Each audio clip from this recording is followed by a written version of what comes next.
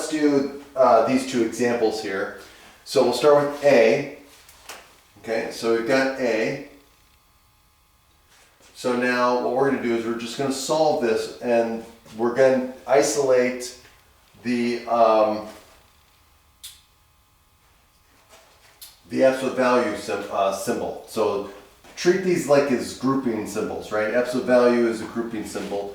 So we're going to isolate the absolute value portion on one side. So that means we're going to just divide both sides by 2 here, and that's going to give us the absolute value of 3 minus 2t is equal to 3. Okay? Now we've got the absolute value of u equal to some k value. So again, we're just going to apply the definition. So this means that either 3 minus 2t is equal to 3, or 3 minus 2t is equal to negative 3. And so now we just solve both of them like we normally would. So if I subtract 3 from both sides, I get negative 2t is equal to 0 here. And then of course, dividing both sides by negative 2, I get t equals 0. Okay? And here, if I solve this side, again, if I subtract 3 from both sides, I get negative 6 this time. So I get negative 2t is equal to negative 6.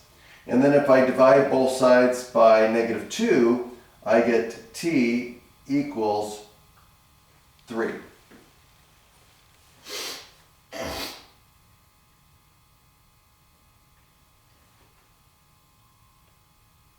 And so now, in this case again,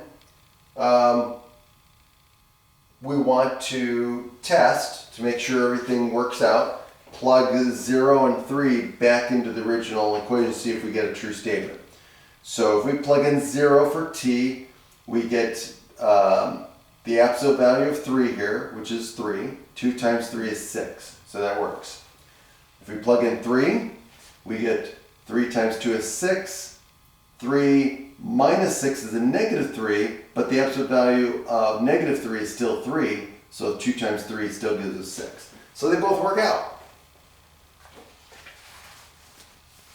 Now, let's do the second one.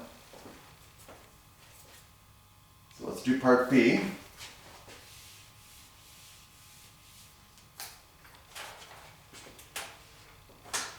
So again, I'm going to isolate the absolute values.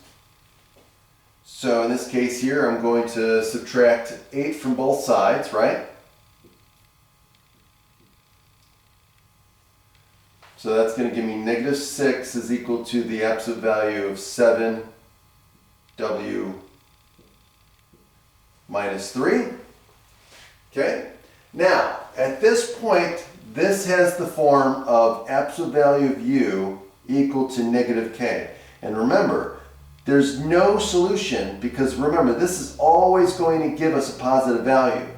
And so since we have an absolute value equal to something negative, this has no solution.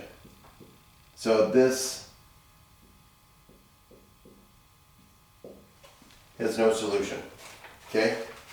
So as soon as you get to something like this, where it fits the one of those cases, right? The 4 cases, then you could stop because as soon as I see this, there's no way I can get an absolute value of something equal to a negative number. So therefore, there's no solution and we're finished.